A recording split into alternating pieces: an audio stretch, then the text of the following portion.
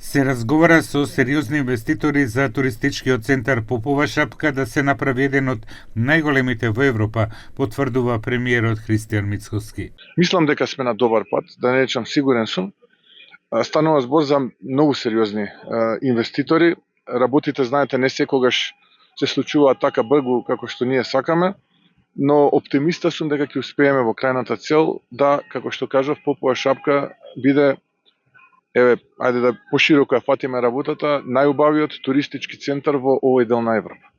Ние начални согласности имаме, но сега деталите се дефинираат, сепак станува збор за огромни инвестиции, треба да се опфати еден поширок концепт. Попова шапка сепак според можностите кои што ги нуди, ако се спореда дури со врвните, да речеме, алпски зимски туристички центри, како што еден Кидсбил, има за 10 километри повеќе можности за изградба на патеки за скијање. Премиерот најави изградба на нова шичарница од Тетово, што би го направило туристичкиот центар да работи 365 дена, а не само во зимската сезона.